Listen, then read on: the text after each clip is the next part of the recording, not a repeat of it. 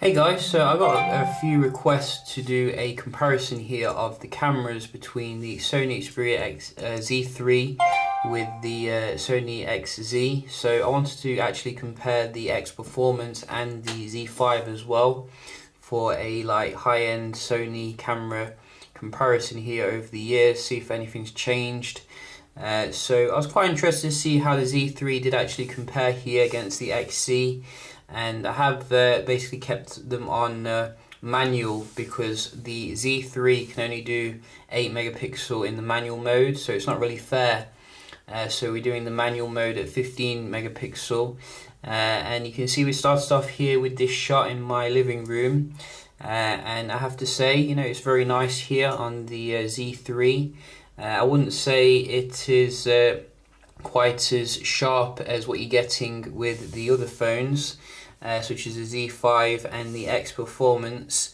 I think the XZ is definitely the best here in terms of handling the background kind of exposure. That's where the Z3, shows its age a little bit.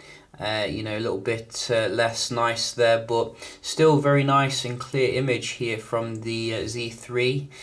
Moving on, we can have a look at another image. So we have this one, which is a HDR backlit shot, and you can see, very nice comparison here between them all. I think the XZ is probably the most effective when it comes to the HDR. You can see these trees are very clearly visible, whereas on the Z3 it is a little bit kind of less detail there. One thing which I have noticed on the Z3 is it doesn't have the weird lens kind of blur that the Z5 had on the edges. They also fixed it on the X series, so that's quite good.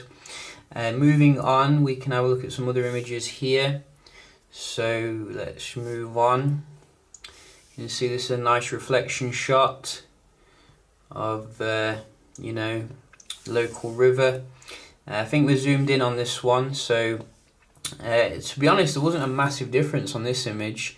If I really zoom in here, can you see a massive difference here with the XZ, the latest phone? Maybe if you got your magnifying glass out, I couldn't actually see a massive difference though. So still with the Z5 and the X Performance, still very similar on all of them. So props to the Z3 with this shot, absolutely fantastic for 2016.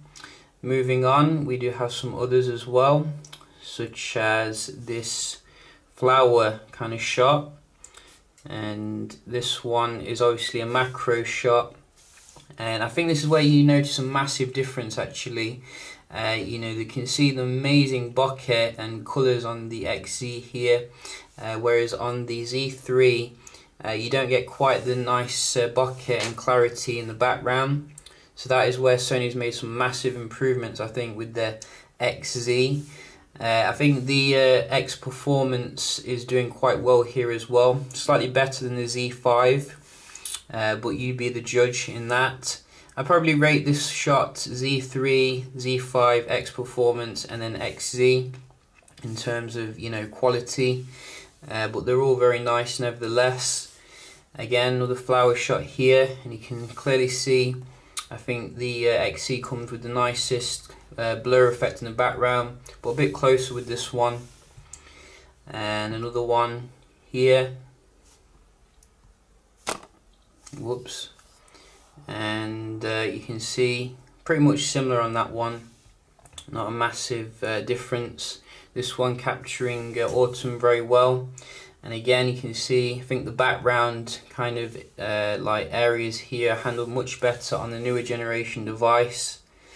So I think really, if you're looking at the camera here, the only real difference is the way the bokeh is handled and the low light as well as the background of some shots. They're the main differences. You'll notice a little bit more grain on the Z3 with the lower light shots compared to the XZ. So you can see on the edges here. But generally, I was very impressed with the Z3. I felt that it kept up quite well given the age of the device. But then again, it's kind of like like you know, it's sort of a mixed feeling, because at the end of the day you'd think Sony would, you know, really improve things on from the Z3, but it seems to be very incremental kind of differences here. I think we did a camera comparison between the XZ and the Z3, so you can see the difference here, like the video footage. And I think the main difference really was how smooth and fast the focusing was on the XZ. I could barely get the Z3 to focus on the flower, so I just used my hand instead. You can see it's a very nice smooth zoom on the XZ, which I think, you know, it definitely justifies the price here. I think you have much more improvements when it comes to the predictive autofocus and, you know, the stabilization. So I think the video is a much bigger difference really compared to the pictures. But yeah, you know, to me, I think the Z3 is still done very well here. And if you actually look at the software, you'll notice that there isn't actually that much difference in terms of the software here on all of them. They all have the same kind of, you know, apps. We don't have 4K obviously on the X Performance, which was a bit of a fail. But we do still have a lot of apps on the Z3, as you can see. I think Sony's actually gotten rid of a few for the XZ here.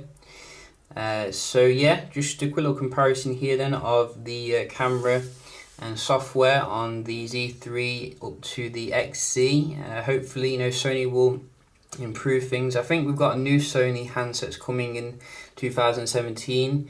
They've already got model numbers, so we don't know if they're high-end phones yet, but you know, hopefully we will see some new sensors from Sony, because, you know, I think Sony's being a bit lazy when it comes to using the same sensor every time.